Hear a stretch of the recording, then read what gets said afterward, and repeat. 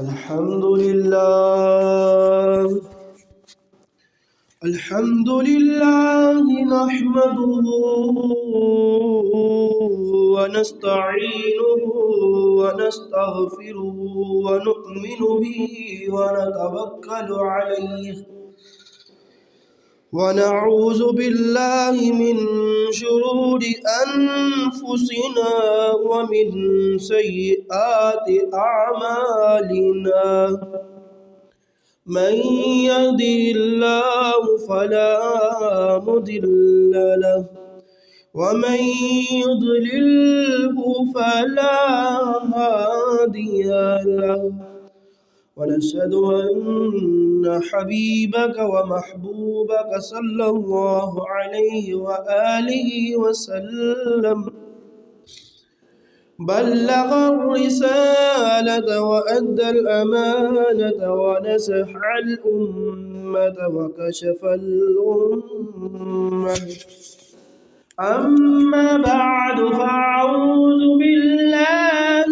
من الشيطان الرجيم بسم الله الرحمن الرحيم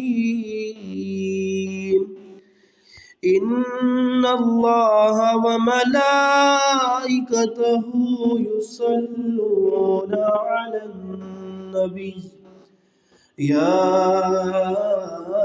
أيها الذين آمنوا صلوا عليه وسلموا تسلیما۔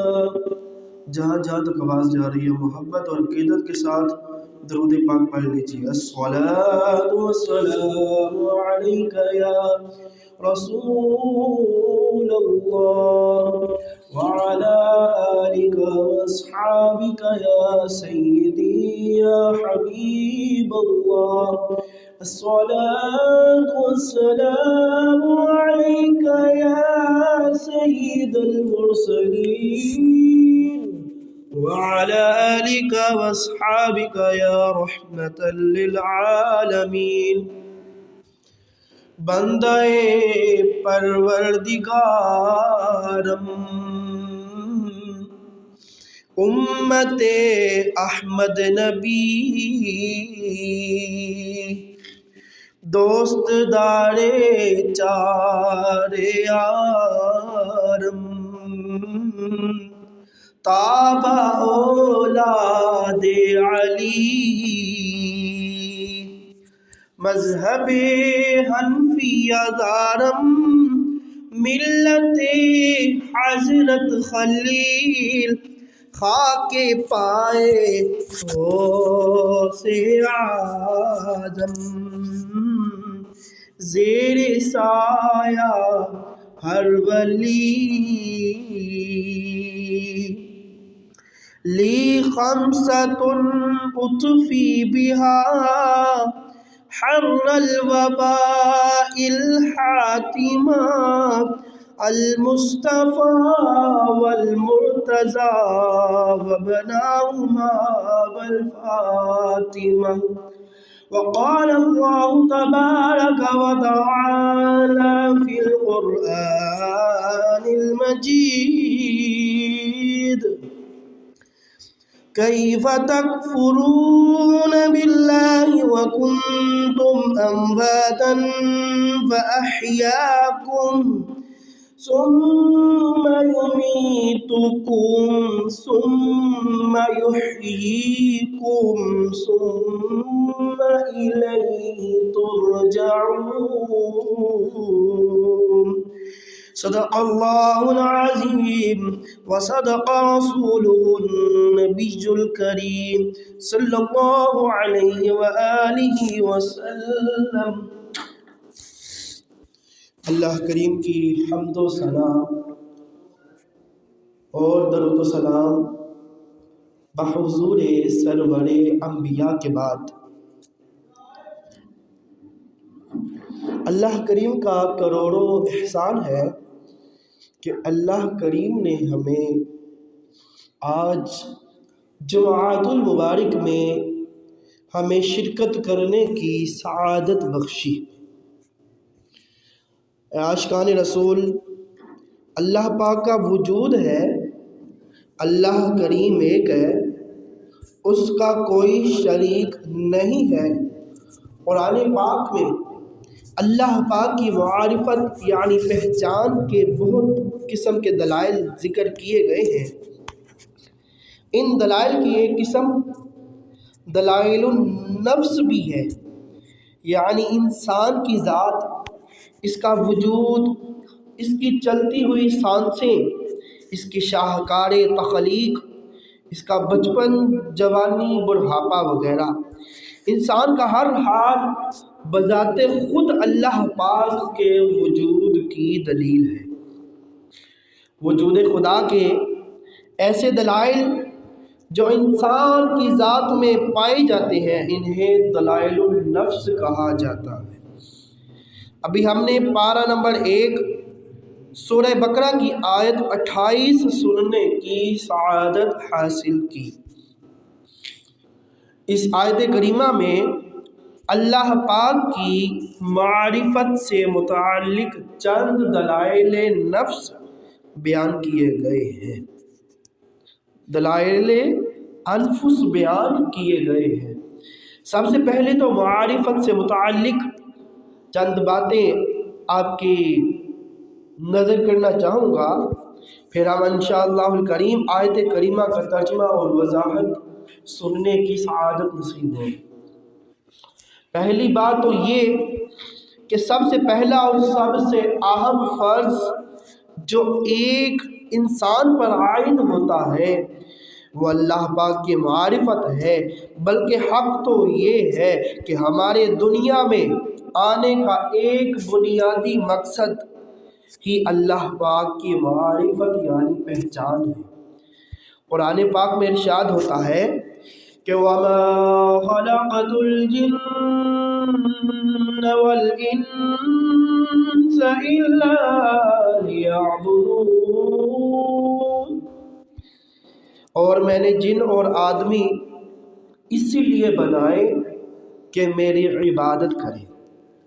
اس آیت کریمہ کی تفسیر میں امام مجاہد رحمۃ اللہ علیہ فرماتے ہیں کہ اس آیت میں عبادت سے مراد معرفت ہے، یعنی آیت کا مطلب یہ ہوگا کہ میں نے جن اور انسان اسی لیے پیدا فرمائے تاکہ میری معرفت حاصل کریں۔ ایک حدیث قدسی جسے بڑے بڑے اکابر اولیاء کرام رحمۃ اللہ علیہ نے ذکر کیا اور اس سے بڑے بڑے مسائل نکالے ہیں۔ اللہ پاک فرماتا ہے کنت کنزا مخفیا، کہ میں ایک چھپا ہوا خزانہ تھا، پس میں نے چاہا کہ پہچانا جاؤں، چنانچہ میں نے مخلوق پیدا فرمائی۔ حدیث قدسی ہے کہ اللہ کریم نے فرمایا کہ میں چھپا ہوا خزانہ تھا، بس میں نے چاہا کہ پہچانا جاؤں تو مخلوق کو پیدا فرمایا۔ معلوم ہوا ہمیں پیدا ہی اسی لیے کیا گیا ہے تاکہ ہم اللہ پاک کی پہچان حاصل کر لیں۔ حدیث پاک میں ہے کہ میرے اور آپ کے آقا حضور تاجدار مدینہ صلی اللہ علیہ وسلم نے فرمایا کہ اگر تم اللہ پاک کی ایسی معرفت حاصل کرو جیسا اس کی معرفت کا حق ہے تو ضرور تم سمندروں پر چلو اور تمہاری دعا سے پہاڑ اپنی جگہ سے ٹل جائیں۔ اللہ اکبر، یہ ہے معرفت الہی کی عظمت۔ جس شخص کو اللہ پاک کی صحیح معنوں میں پہچان نصیب ہو جائے وہ بہت اونچا مرتبہ حاصل کر لیتا ہے۔ اس کی دعاؤں میں اتنا اثر آ جاتا ہے کہ دعا کرے تو پہاڑ اپنی جگہ سے ہٹ جاتے ہیں۔ حضرت فضیل رحمۃ اللہ علیہ بہت بڑے ولی اللہ گزرے ہیں۔ آپ توبہ سے پہلے بڑے مشہور ڈاکو تھے۔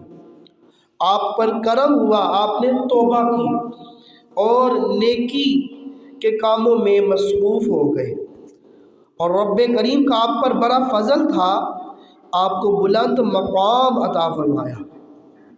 اللہ کریم نے حضرت فضیل رحمۃ اللہ علیہ کو بلند مقام عطا فرمایا۔ آپ رحمۃ اللہ علیہ ایک مرتبہ مینا شریف میں ایک پہاڑ پر موجود تھے۔ آپ نے فرمایا کہ اگر کوئی ولی اللہ اس پہاڑ کو حکم دے کہ اے پہاڑ لمبا ہو جا، تو پہاڑ فوراً لمبا ہو جائے گا۔ بس اتنا کہنے کی دیر تھی کہ پہاڑ نے لمبا ہونا شروع کر دیا۔ آپ رحمۃ اللہ علیہ نے فرمایا کہ اے پہاڑ رک جا، میں نے تجھے حکم نہیں دیا۔ یہ سنتے ہی پہاڑ ساکن ہو گیا، یعنی رک گیا۔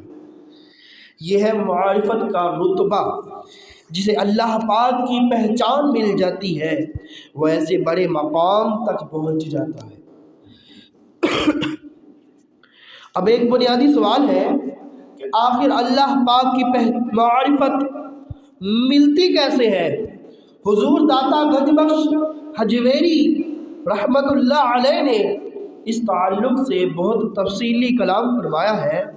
آخر میں نتیجہ یہ نکالا کہ اللہ پاک کی معرفت یعنی پہچان نہ تو علم سے ملتی ہے نہ عقل سے۔ اللہ پاک کی معرفت صرف اور صرف اللہ پاک کے فضل سے ملتی ہے۔ جس پر اللہ پاک فضل فرما دیتا ہے اس کو یہ معرفت نصیب ہو جاتی ہے۔ اس دنیا میں بہت سارے لوگ آئے جنہوں نے اپنی عقل سے اللہ پاک کو پہچاننا چاہا مگر ناکام رہے۔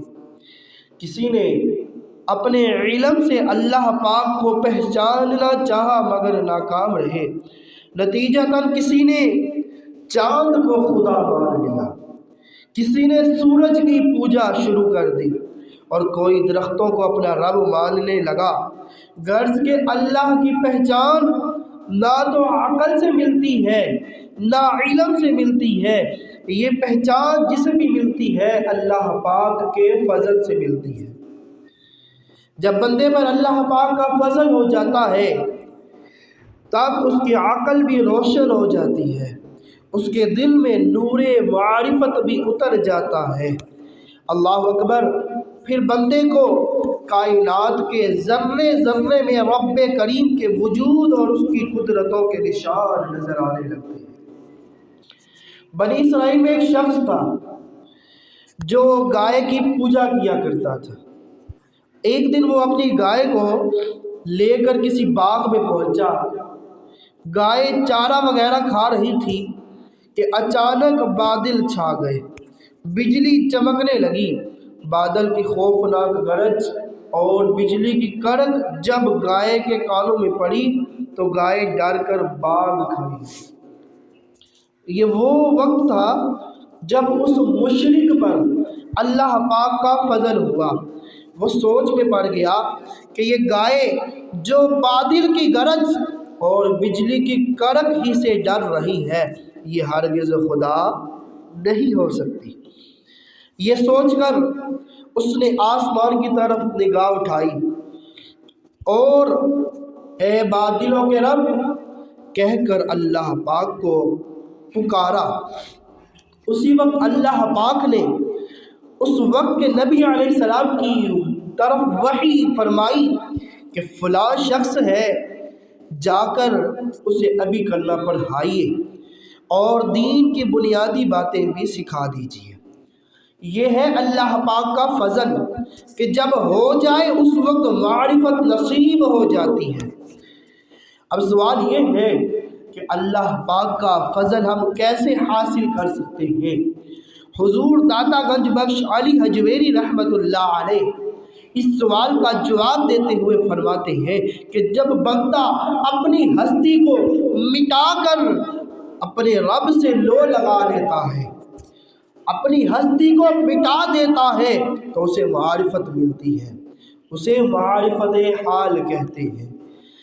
اس کا مطلب یہ ہے کہ جب بندہ اپنی میں کو ختم کر لیتا ہے تب اسے اللہ پاک کا فضل نصیب ہوتا ہے۔ جب فضل نصیب ہوتا ہے تو اسے اللہ پاک کی معرفت مل جاتی ہے۔ نتیجہ کلام یہ نکلا کہ اللہ پاک ہے وہ ایک ہی ہے، اس کا کوئی شریک نہیں۔ اس بات کے دلائل تو خود ہمارے 5-6 فٹ کے وجود میں بھی موجود ہیں، مگر جب تک ہمارے اندر میں ہے، انا، تکبر اور خود پسندی موجود ہے، تب تک ہم ان دلائل کو دیکھ نہیں سکتے، ان دلائل کو سمجھ نہیں سکتے۔ اس لیے لازم ہے کہ ہم اپنی انا اور خود پسندی کو مٹائیں۔ انشاءاللہ الکریم کائنات کے ذرے ذرے میں رب کریم کی قدرتوں کے نشان نظر آنے لگیں گے۔ مٹ جائے یہ خودی تو، مٹ جائے خودی تو وہ جلوہ کہاں نہیں، درداں میں آپ اپنی نظر کا حجاب ہوں۔ یعنی اگر میں اور میری انا اور خود پسندی مٹ جائے تو اللہ پاک کے جلوے ہر جگہ نظر آئیں گے، مگر افسوس میں آپ ہی اپنی نظر کا پردہ ہوں۔ اللہ اکبر۔ یہ معرفت سے متعلق چند باتیں تھیں۔ اب آئیے آیت کریمہ کی مختصر وضاحت سماعت فرمائیے کہ اللہ کریم نے فرمایا کہ کیف تکفرون باللہ، کہ تم کیسے اللہ کے منکر ہو سکتے ہو۔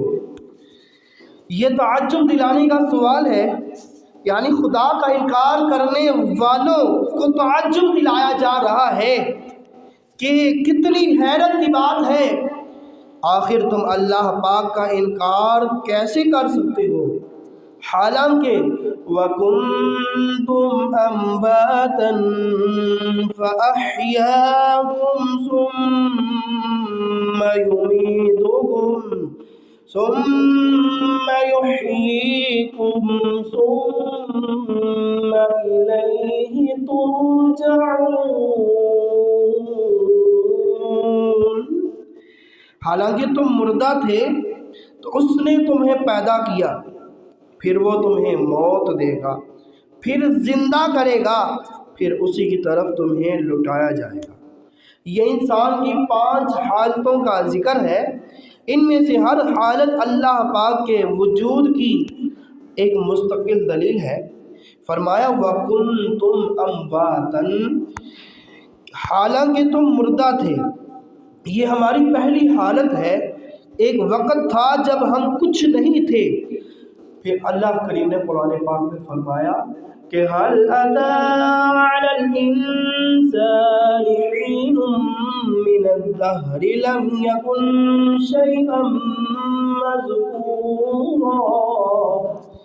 ترجمہ، بے شک آدمی پر ایک وقت وہ گزرا کہ وہ کوئی ذکر کے قابل چیز نہ تھا۔ اللہ اکبر۔ یہ ایک طرح سے ہمارے تکبر کی کاٹ ہے، ہماری انا، ہماری میں کی کاٹ ہے۔ ہمیں احساس دلایا جا رہا ہے کہ آخر تم خدا کا انکار کیسے کر سکتے ہو، اس قادر قیوم کے مقابلے میں خود کو کیسے لا سکتے ہو، اس کے احکام کے مقابلے میں اپنی خواہشات کو ترجیح کیسے دے سکتے ہو، حالانکہ تم کچھ نہیں تھے، کوئی قابل ذکر چیز نہیں تھے۔ اپنی اس پہلی حالت پر غور کرو کہ کسی کے خیال میں تمہارا تصور تک نہیں تھا۔ کوئی ہے جس نے تمہیں وجود دے دیا۔ کیا اب تمہیں لائق ہے کہ تم تکبر کرو، اپنی طاقت، اپنی قوت، اپنی عقل، اپنے علم کے بھروسے پر رب کریم کی قدرتوں کا انکار کرنے لگو؟ کیا تمہاری یہ حیثیت ہے کہ اللہ پاک کے احکام اور فرامین کو اپنی عقل پر تولنے لگو؟ نہیں، تم کچھ نہیں تھے، اس نے تمہیں بہت کچھ بنا دیا۔ لہٰذا اپنا سر اس کے حضور جھکا کر عاجزی اور انکساری کا پیکر بن کر دل کی گہرائیوں سے پکارو کہ سبحان ربی الاعلی، کہ پاک ہے میرا بلندیوں والا پاک رب۔ یہ پہلی حالت تھی۔ اب دوسری حالت کو بیان کیا جاتا ہے، ارشاد ہوتا ہے کہ کہ فَأَحْيَاكُمْ، تو اس نے تمہیں پیدا کیا۔ یہ ہے خدا کی شانیں۔ تم بے جان تھے، اس نے تمہیں جاندار بنا دیا۔ ایک پانی کے قطرے کو جیتا جاگتا، عقل اور شکل والا، طاقت و قوت والا انسان بنا دیا۔ اور بنایا بھی کیسا ہے کہ اللہ کریم قرآن پاک میں فرماتا ہے کہ لَقَدْ خَلَقْنَا الْإِنسَانَ فِي أَحْسَنِ تَقْوِيمٍ، کہ بے شک یقیناً ہم نے آدمی کو سب سے اچھی صورت میں پیدا کیا۔ ایک پنجابی شاعر ہے، اس نے بڑے نرالے انداز میں اللہ پاک کی حمد بیان کی ہے، بلکہ یوں کہیے کہ ہم جو اپنے حسن، جوانی، طاقت اور قوت پر اکڑتے ہیں، شاعر نے ہمیں ایک احساس دلایا ہے۔ لکھتا ہے کہ نک جے متھے اتے ہوندے تے کن جے دوون دے پیچھے ہوندے۔ اللہ اکبر۔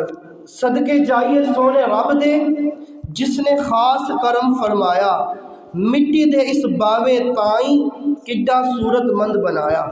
اس سے مراد یہ ہے، ایک سوچنے کی بات ہے کہ اللہ پاک جیسی صورت بنا دیتا، جیسی صورت دیتا ہے، اس کی شان ہے هو الذی یصورکم فی الارحام کیف یشاء، کہ وہی ہے جو ماؤں کے پیٹوں میں جیسی چاہتا ہے تمہاری صورت بناتا ہے۔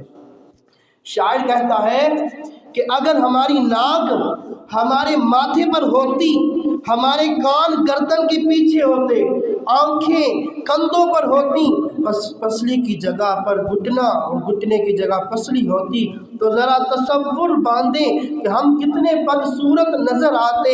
کیا کوئی ہے جو اس پر اعتراض کر سکتا؟ کیا کوئی ہے جو اپنی شکل کو تبدیل کر سکتا؟ نہیں، ہرگز نہیں۔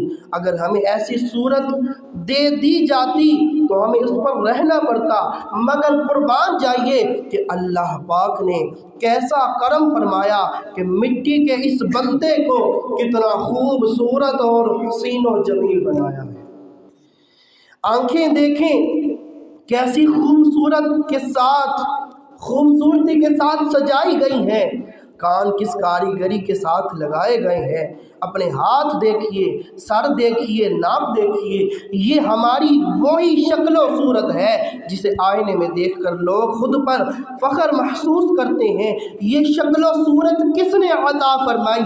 کہنا پڑے گا کہ فَتَبَارَكَ اللَّهُ أَحْسَنُ الْخَالِقِينَ، کہ تو بڑی برکت والا ہے وہ اللہ جو سب سے بہتر بنانے والا ہے۔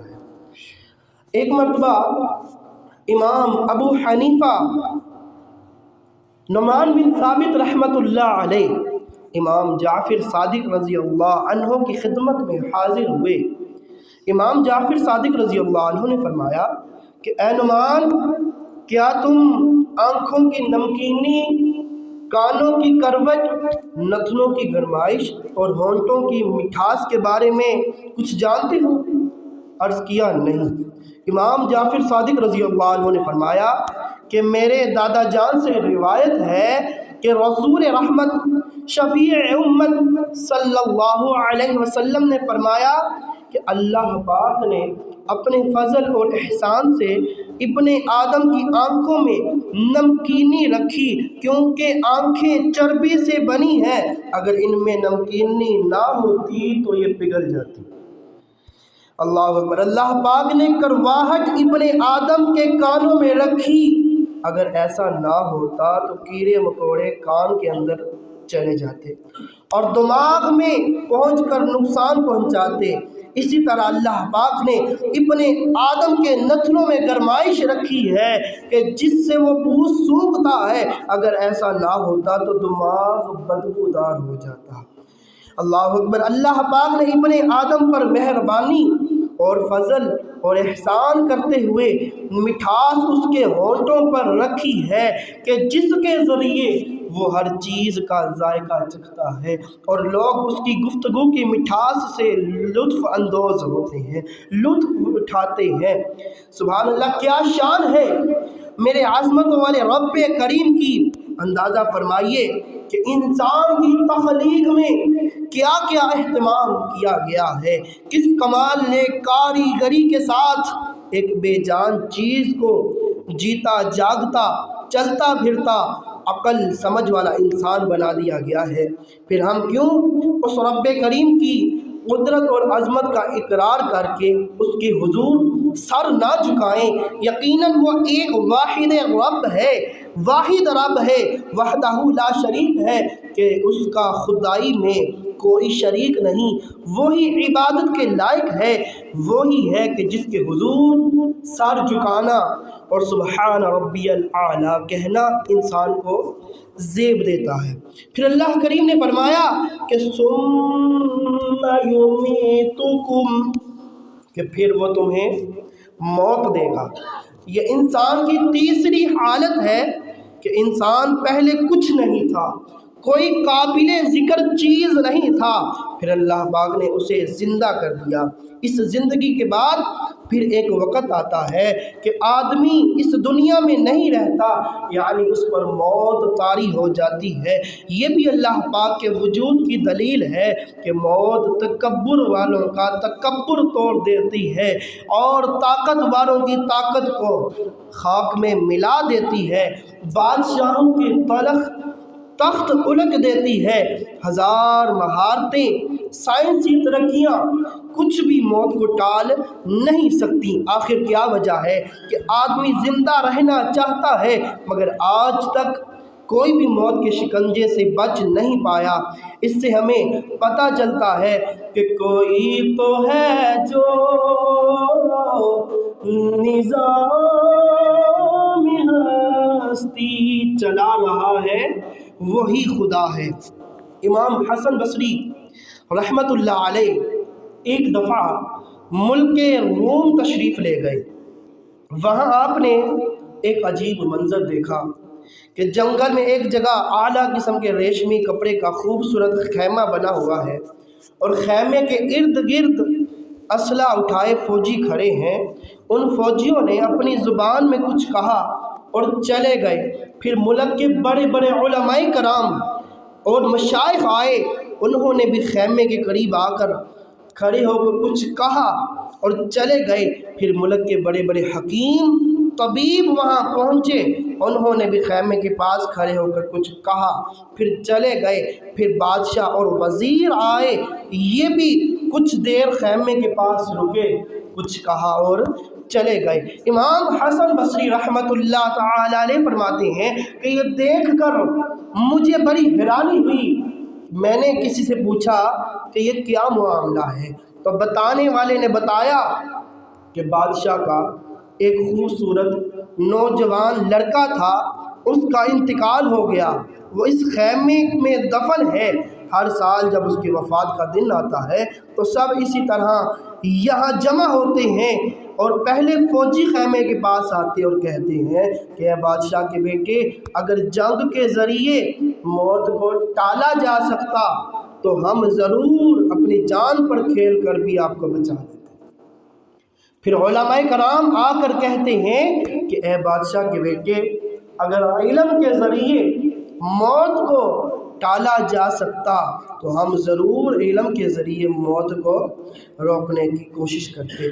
پھر طبیب آتے ہیں اور کہتے ہیں اے بادشاہ کے بیٹے، اگر موت کا کوئی علاج ممکن ہوتا تو ہم ضرور آپ کا علاج کر لیتے۔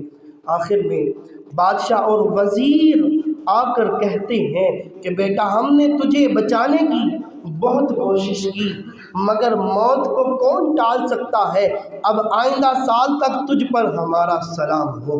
امام حسن بصری رحمت اللہ علیہ نے جب یہ سنا تو آپ نے پختہ نیت کر لی کہ اب زندگی بھر نہیں ہنسوں گا، اللہ اکبر، اور جب تک دنیا میں ہوں فکر آخرت ہی میں مصروف رہوں گا۔ وہ ہے شو عشرت کا کوئی محل بھی، جہاں تاک میں ہر گھڑی ہو اجل بھی، بس اپنے اس جہل سے تو نکل بھی، یہ جینے کا انداز اپنا بدل بھی، جگہ جی لگانے کی دنیا نہیں ہے، یہ عبرت کی جا ہے تماشا نہیں ہے۔ یہ ہے موت، اس دنیا میں کسی کا ہمیشہ زندہ نہ رہ پانا۔ اس بات کی دلیل ہے کہ اللہ پاک ہے، وہ لا شریک ہے، لہٰذا ہم پر لازم ہے کہ اس کی پہچان حاصل کریں اور اپنا سر اس کے حضور جھکا کر کہیں کہ سبحان ربی الاعلیٰ، پاک ہے میرا بلندیوں والا رب۔ عاشقان رسول، ہم اس دنیا ہی میں اللہ پاک کی پہچان حاصل کر کے اس کے عبادت میں مصروف ہو جائیں، اسی میں ہماری بھلائی ہے۔ اگر یہ نہ کریں تو یاد رکھیے موت کے ساتھ ہی بات ختم نہیں ہو جائے گی، بلکہ ثم یحییکم ثم الیہ ترجعون، پھر تمہیں زندہ کرے گا، پھر اسی کی طرف تمہیں لوٹایا جائے گا، ہمیں پھر سے زندہ بھی کیا جائے گا، پھر اللہ پاک کے حضور حاضری بھی ہوگی، اللہ پاک کی بارگاہ میں اپنی زندگی کے ایک ایک لمحے کا حساب بھی دینا ہوگا۔ لہٰذا بہتر یہی ہے کہ ہم آج سنبھل جائیں، اللہ پاک کی پہچان حاصل کریں، اللہ پاک کی عبادت میں، اس کی رضا والے کاموں میں، ایسے کاموں میں مصروف ہو جائیں کہ جس کے کرنے سے اللہ کریم اور اللہ کے پیارے محبوب راضی ہوتے ہیں، اور اللہ کریم ہمیں ایسے ہی نیک کاموں میں زندگی گزارنے کی توفیق عطا فرمائے۔ وما علینا الا البلاغ۔